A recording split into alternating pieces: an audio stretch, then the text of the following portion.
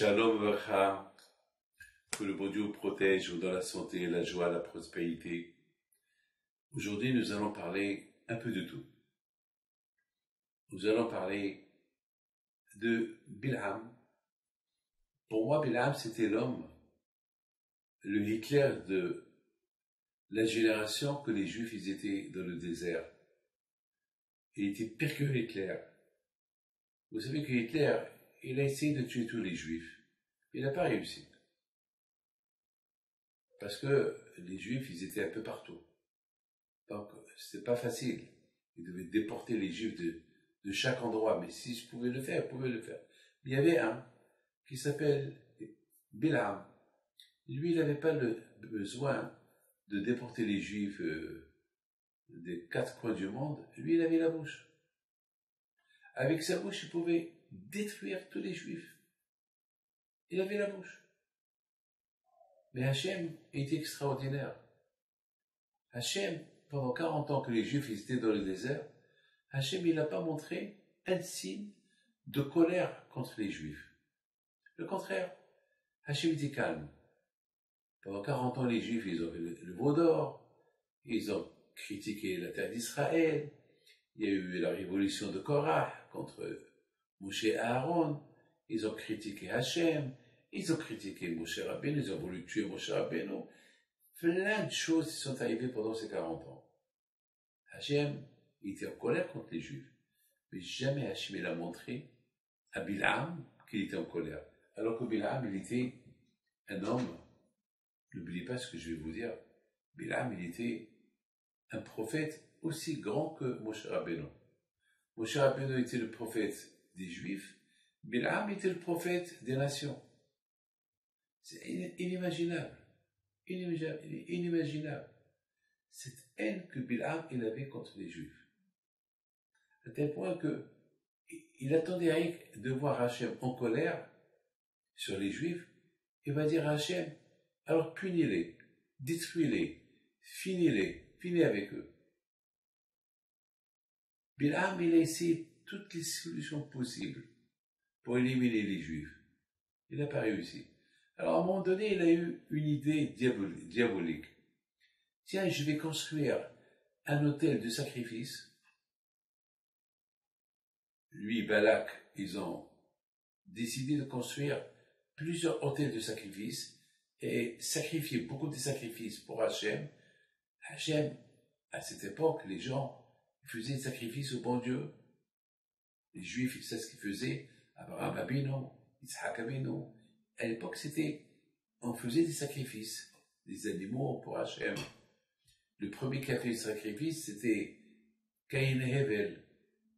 Et voilà, ils ont dit, peut-être, en faisant des sacrifices au bon Dieu, alors bon Dieu, il va voir qu'est-ce qu'on est en train de faire. Et lorsqu'il va voir qu'on est en train de lui faire des sacrifices, alors il va avoir une tendance pour voir qu'est-ce qu'on est en train de faire. Et nous, on va profiter, on va insulter les bénis Israël. On va rappeler au bon Dieu les mauvaises choses que les Juifs ils ont fait. Et là, le protocole, il veut que Hachem, il va s'énerver. On va mettre Hachem en colère. Si Hachem, il nous a pas montré qu'il est en colère contre les Juifs pour tout ce qu'ils ont fait, alors nous, on va rappeler à Hachem ce que les Juifs ils ont fait lorsqu'on est en train de faire les sacrifices. Et Hachem, il n'a même pas fait cas de leur sacrifice. Il n'a même pas fait cas de leur sacrifice. Et à un moment donné, Bilham, lorsqu'il a vu qu'il a échoué, il n'a pas réussi à éliminer les Juifs avec sa bouche, donc il a donné un mauvais conseil à Balak. Il a dit à Balak, tu sais Balak, voilà, j'ai pas réussi à les insulter, j'ai pas réussi à les éliminer, mais je te donne un conseil. Les Juifs, ils ont besoin de talit katan, ou talit gadol. Ils ont besoin le lin et la laine. Alors, toi, tu vas construire des tentes, tu vas mettre là-bas des belles femmes, et des vieilles femmes en dehors, et des belles femmes à l'intérieur. Les Juifs, ils vont venir, ils vont voir une belle femme, ils ne vont pas rentrer. Mais s'ils voient une vieille femme, eh ben, ils vont rentrer dans la tente, voir la marchandise qu'ils ont. Et là, ils vont voir une belle femme, une jolie femme. Et cette jolie femme, elle va les séduire.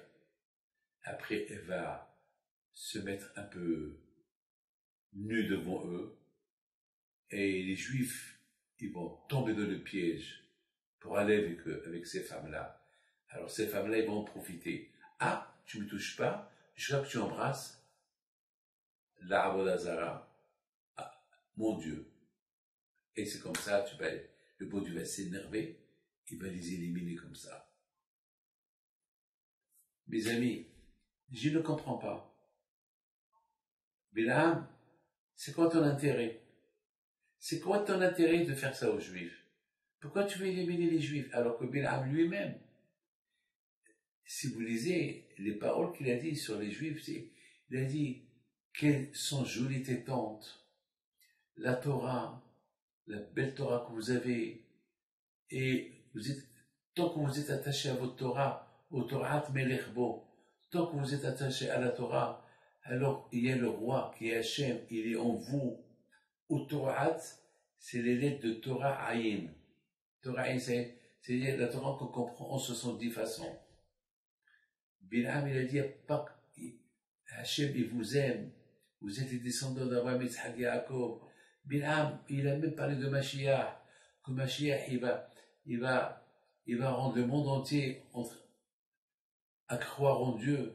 Mais toutes ces choses-là, Bilam, il a dit. Mais comment il se contredit? Comment d'un côté, il voit la vérité, il voit tous les miracles qu'Hachem a fait au peuple d'Israël depuis la sortie de l'Égypte. Il voit que jamais Hachem il lui a montré sa colère contre les peuple d'Israël. Il voit que Hachem, il veut même pas que Bilam bénisse les Juifs. La plus forte raison, il ne veut pas qu'il les maudit. Pourquoi? Parce qu'Hachem il a dit à Bilam, ce peuple-là, ils sont déjà bénis. Ils ont la Torah c'est une bénédiction. Alors, ils n'ont pas besoin de ta bénédiction. Ils ont Abraham, Isaac et Yaakov qui les ont bénis. Ils n'ont pas besoin de ta bénédiction. Je ne comprends pas, mes amis. Je ne comprends pas comment. Bilam, il se contredit. D'un côté, il voit la grandeur de Am Israël aux yeux de Hakadosh Baruch Hu. De l'autre côté, il voit que Hachem, il ne veut pas qu'il les insulte. Et de l'autre côté, lui-même, il sait qu'il ne pourra jamais faire du mal au Béni Israël. Mais malgré tout, il cherchait à leur faire du mal. Comment on peut comprendre ça? Vous savez, lorsqu'il y a un mariage juif, il y a un chant qu'on chante. Matovo ohale chayako. C'est quoi Matovo ohale chayako? C'est le seul passouk que Bilam, il a dit qu'on le dit aujourd'hui. Quelles sont belles tes tentes, le mariage juif, la pureté familiale. Lorsqu'un juif il se marie avec une femme, il y a Hachem qui réside en lui. Dans la maison juive, il y a 3 propriétaires. Monsieur, madame et Hachem. Il y a Hachem. Hachem, il n'y a pas une... Lorsqu'il y a un couple, il y a Hachem avec eux. La maison juive, c'est la maison de Kodesh Kodashim. C'est le Saint des Saints. Mes amis, et tout ça, Bilam le sait. On ne comprend pas. Vous savez, vers la fin, lorsque Bilam voit qu'il n'arrive pas à maudire les bénis d'Israël, il n'arrive pas à séduire le bon Dieu. Alors, à la fin, Bilam lui donne un mauvais conseil à Balak. Leur Dieu n'aime pas les relations qui sont interdites avec des femmes. Alors, je te donne un conseil, Balak. Lorsque ils vont sortir pour acheter le lait et la laine, propose-leur des femmes à l'intérieur de la tente. Et c'est ce qu'ils ont fait. Et là, les Juifs, ils avaient 24 000 morts. Et presque tous les Juifs ont été éliminés. Il y avait une corona, une pandémie qui est venu comme punition, et Pinhas, il l'a arrêté. Comment il l'a arrêté? Il est parti chez Moshe Rabbeinu. Il dit, Moshe, qu'est-ce qui se passe? Tu vois pas que les Juifs, ils ont des relations avec des Midianiotes et des Moabiotes? C'est pas possible. C'est pas possible. Qu'est-ce qu'on fait? Moshe, il y a même le chef de la tribu de Shimon, il est parti avec une femme. C'est un mauvais exemple. Le fait que lui, et c'était Zimri, il avait 400 ans. 400 ans. Il était un grand tzaddik. Il a ouvert la porte de la débauche. Alors Moshe Rabbeinu dit, je ne sais pas. Comment est-ce possible que Moshe Rabbeinu ne fait rien du tout? Parce que Moshe Rabbeinu était choqué. Il ne comprend pas lui aussi comment un homme qui a 400 ans, un vieil homme, un tzaddik, il fait ça? C'est pas possible. Vous savez qu'est-ce qu'il dit Zimri à Moshe? Moshe, cette femme-là, elle est interdite ou pas interdite? Il lui dit, oui, elle est interdite. Il lui dit, ah bon, pourquoi? Parce qu'elle est de Midian. Et ta femme, qui s'appelle Tzipora, qui est de Midian, qui te l'a permis? Mais c'est la folie. Moshe était choqué. Il ne savait pas quoi faire. Moshe Rabbeinu, il ne savait pas quoi faire. Le choc. Beaucoup de fois, mes amis, lorsqu'on est choqué, on devient comme paralysé, immobile. Bon, c'est ce qui est arrivé à Moshe Rabbeinu. Pinhas, il a risqué sa vie. Il a dit, je m'en fous si je meurs ou je ne meurs pas. Il faut éliminer ce monsieur-là que pendant la pandémie maintenant, il donne la porte, il laisse la porte ouverte aux Juifs de faire des fautes, de la débauche avec les femmes de Midian et de Moab.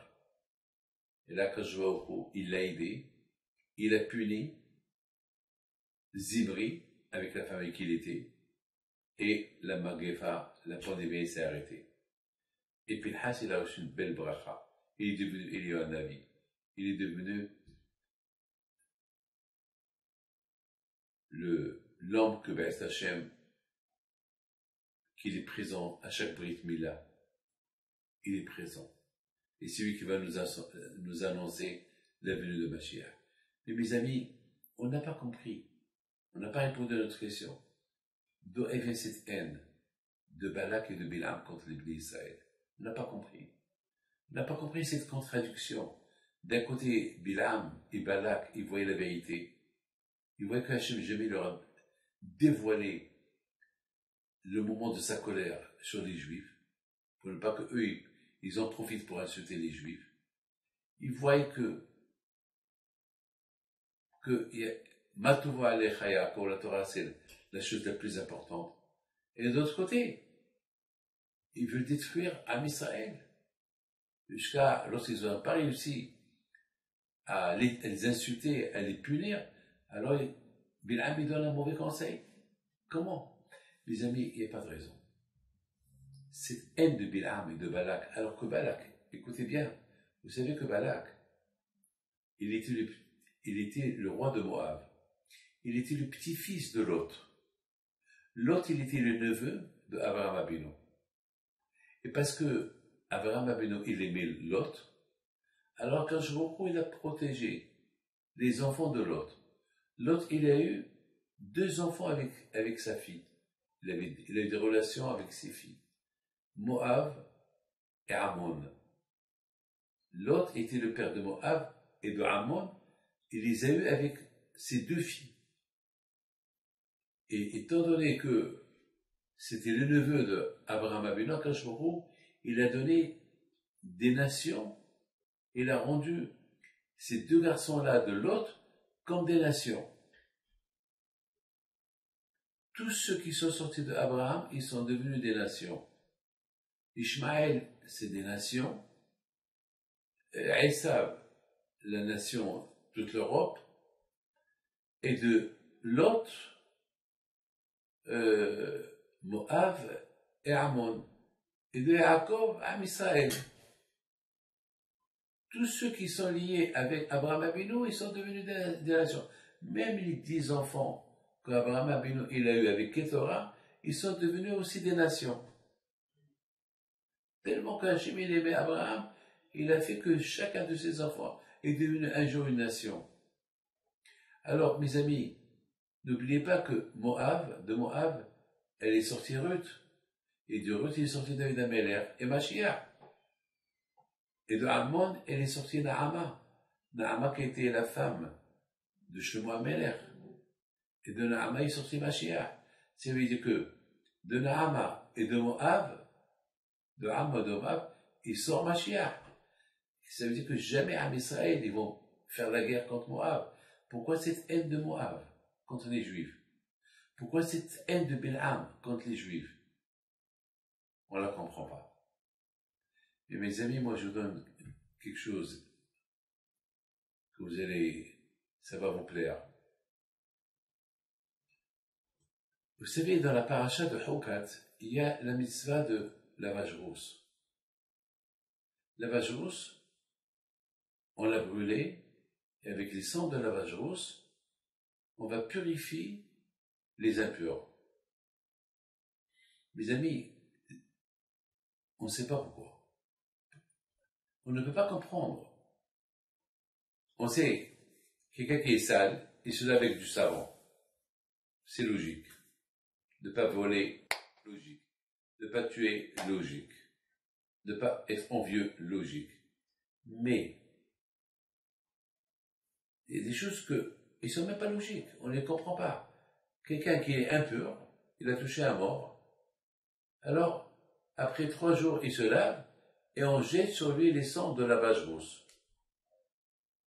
Et s'il ne le fait pas, il reste impur à vie. Pourquoi on ne sait pas.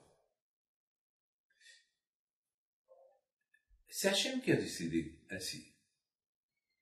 C'est nous. Hachem nous a donné des mitzvot qu'on ne comprend pas. Alors, nos sages ils disent que Hachem, il dit aux Juifs, les nations ils vont se moquer sur cette mitzvah-là, parce qu'elle n'est pas logique. C'est quand, par exemple, imaginez-vous que la Torah nous dit que le Shabbat, on marche dans la rue avec les mains, on couvre le visage avec les mains. Les gens vont se moquer. C'est pas logique, c'est quoi ça? Tu marches dans la rue le Shabbat avec le visage masqué avec tes mains. C'est quoi ça? C'est Shabbat. Bon, le bon Dieu ne nous a pas donné cette mitzvah, je vous donne une idée. Imaginez-vous que le bon Dieu nous aurait dit de mettre les mains sur le visage, masquer le visage avec les mains. On va le faire. Mais les gens vont se moquer. Pourquoi on le fait? On ne sait pas pourquoi. Pourquoi on le fait? On ne sait pas. On ne sait pas. Les amis, exactement, le lavage rouge aussi, on ne sait pas. On ne sait pas. Pourquoi les cendres de lavage rouge, ils purifient? On ne sait pas. Les amis, de la même façon qu'on ne sait pas la raison de lavage rouge, que ces cendres purifient quelqu'un qui est impur, jamais comprendra comment Bilham, cet antisémitisme qu'il a contre nous. Elle avait une bouche d'une bombe atomique. Une bouche d'une bombe atomique. Il pouvait rien dire. Hachem, détruis-les et fini. Pourquoi? Qu'est-ce qu'on t'a fait? On ne sait pas. De la même façon que tu ne comprends pas pourquoi les cendres de lavage rousse, elles purifient, comme ça, jamais tu comprendras l'antisémitisme. Pourquoi on nous déteste? Pourquoi Balak, il nous déteste? Pourquoi Bilham, il nous déteste? D'ailleurs, le prophète, il le dit. Le prophète, il dit, Zechor, souviens-toi, qu'est-ce que Bilham et Balak ont voulu te faire? Sans raison.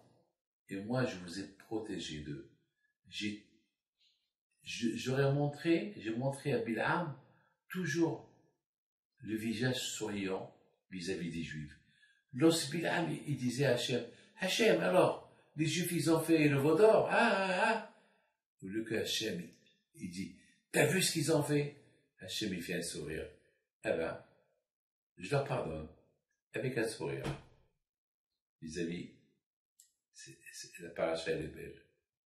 C'est à nous, Be'ezat Hachem, de se renforcer dans notre émona en Akash Baruch Hu, et dire Hachem merci pour l'amour que tu nous portes.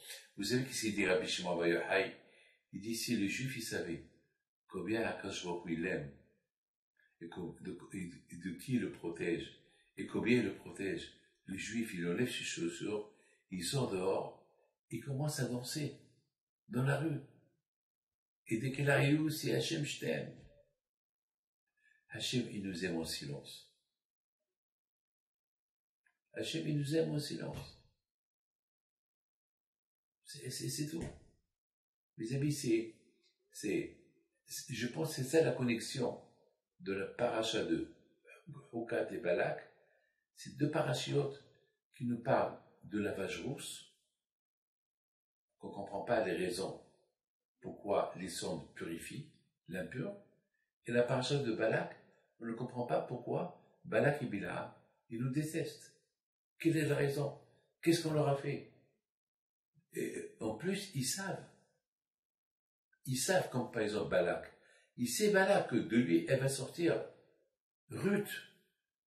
Il devait être content que de lui, Mashiach, elle va sortir. Non. Balak, il ne veut pas de Mashiach.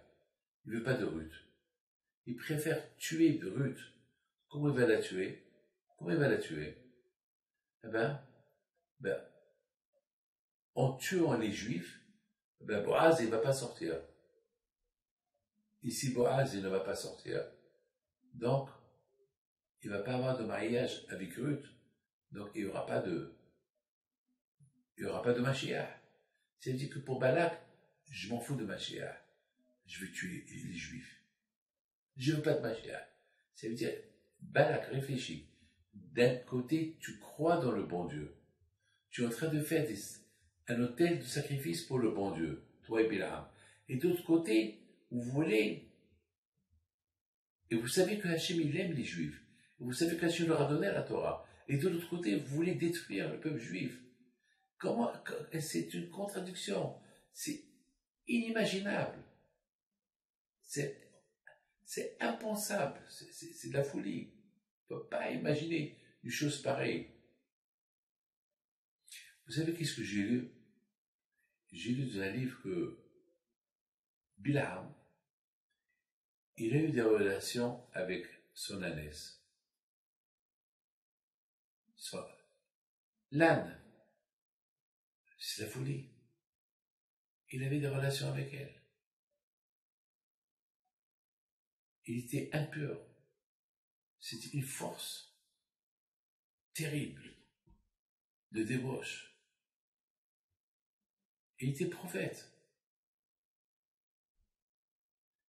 Je ne sais pas pourquoi le bon Dieu, il a donné cette force à Bilam. D'un côté, il fait des bêtises. Il a des relations interdites avec son ânesse. Et de l'autre côté, avec sa bouche, il peut maudire les bénis d'Israël. Vous imaginez quelle force de clipa. Sa bouche, elle était impure. Sa bouche était impure, parce que son corps était impur. Parce que son corps, il allait avec une ânesse. C'est inimaginable. Donc, il est devenu une source d'impureté. Ça veut dire que le mal qu'il faisait avec son ânesse, c'était tellement en lui, jusqu'à qu'il a créé une source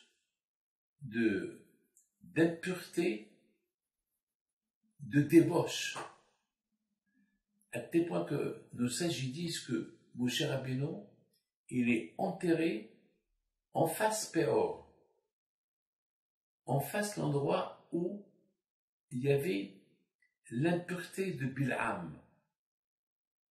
Pourquoi? Parce que Bilham il a enterré cette force d'impureté dans un endroit pour que toujours les Juifs, ils ne pourront pas servir le bon Dieu, ils ont toujours envie d'aller qu'avec des femmes.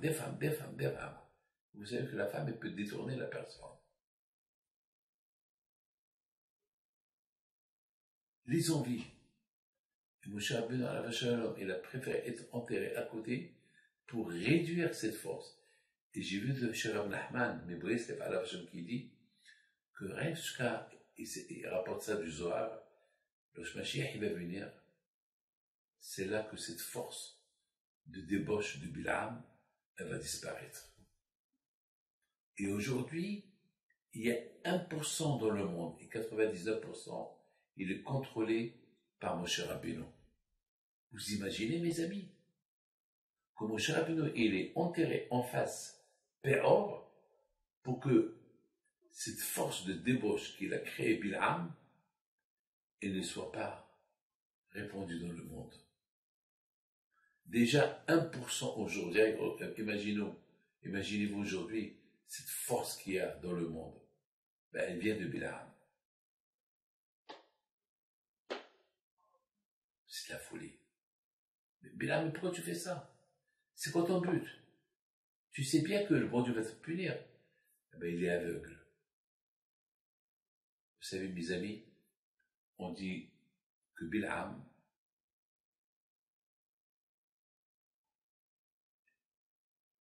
Hachamim me disent que Bilam, il voulait ressembler à Abraham Avinu. Il voulait la Gava. Il a vu combien Hachem il aime Abraham. Mais pour que, si tu veux qu'Hachem, il t'aime, ben fais comme Abraham. Abraham, il a surmonté toutes les épreuves. Abraham, il a montré où il aime Hachem. D'un côté, il veut ressembler à Abraham, et de l'autre côté, il fait rien pour être comme Abraham. Il fait tout le contraire. Pour être comme Abraham, il faut faire comme Abraham. Mes amis, vous savez qu'est-ce qu'il dit Bilam? Il dit, eh ben, je voudrais mourir comme un juif. Je voudrais que ma fin soit comme lui. Attends, pour mourir comme un juif, pour que ta fin soit comme un juif, eh ben, il faut vivre comme un juif. Mais tu ne peux pas vivre comme un chien, avoir plaisir avec ton ânesse, et mourir comme un juif, avec un schéma Israël. C'est impossible. Vous savez que Bilam, il était comme Moshe Rabbeinu dans la prophétie. Mais d'un côté, Moshe Rabbeinu était humble, il était tzaddik. De l'autre côté, Bilam était Baal Gava, orgueilleux. Avec l'orgueil, tu ne peux pas acquérir la Kedusha. Hachem, Hachem, il déteste l'orgueilleux. Hachem, il dit, moi et l'orgueilleux, on ne peut pas vivre. On ne peut pas coopérer ensemble.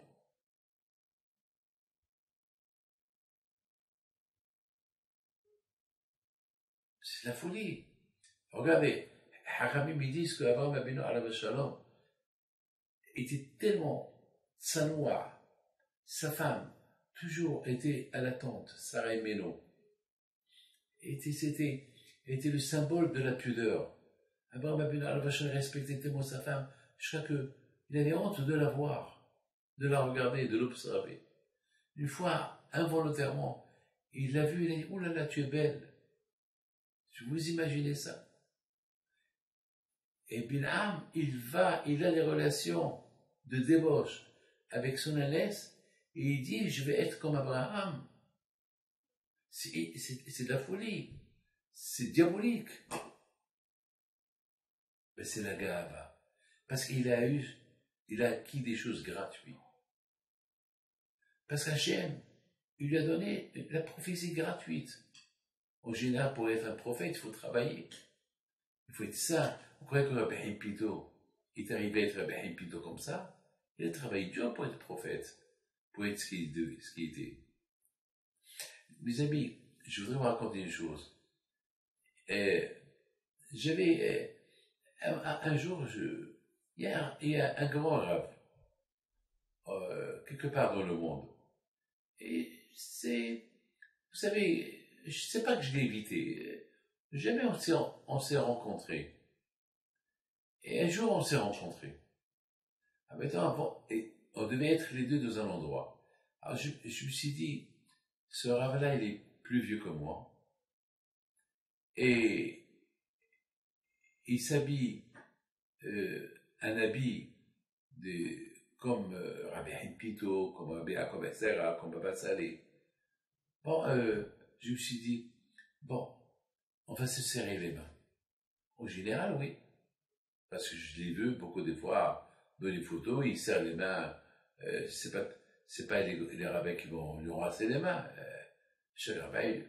Moi, j'ai dit, je vais choquer le monde. Je vais lui embrasser les mains. Et je vais lui embrasser la tête.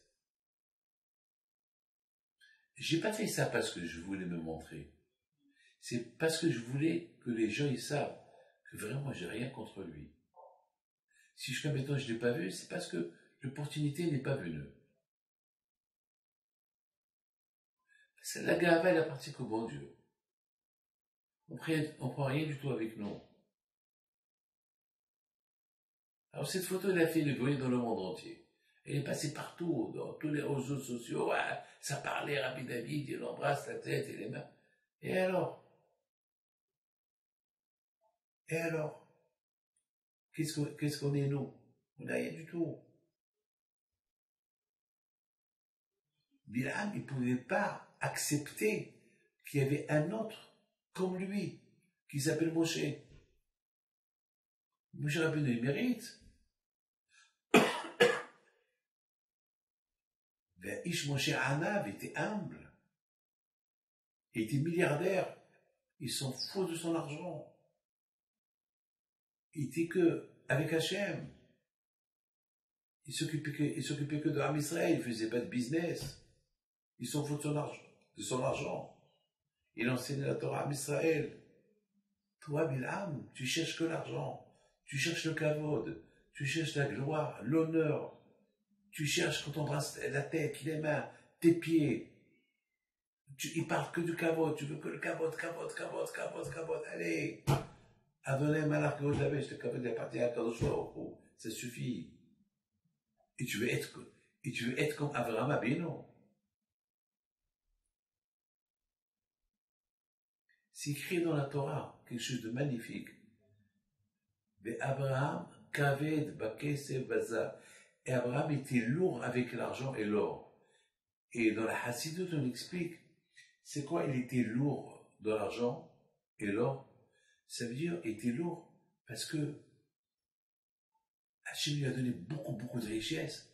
Et Abraham, il sentait que cette richesse était lourde pour lui. Il ne la voulait pas. On dit que le bon Dieu l'a forcé à être riche. Il ne voulait pas être riche. Et toi, Bilam, tu cherches que l'argent, que l'honneur. Et tu veux être comme Moshe Rabbeinu. Tu veux être comme Abraham Avinu. Mes amis, les yeux qui regardent et le cœur qui l'envie. Les yeux et le cœur, c'est les radars de la personne. Ils détectent tout. Mes amis, la Torah nous raconte cette histoire-là pour savoir qu'on peut être aussi grand et on peut être aveugle. Il faut faire attention. Ouvre les yeux. Tu peux être comme Moshe Rabbeinu. Voilà, Bilam, il était comme Moshe Rabbeinu, il était aveugle. Que le bon Dieu vous protège dans la santé. Amen.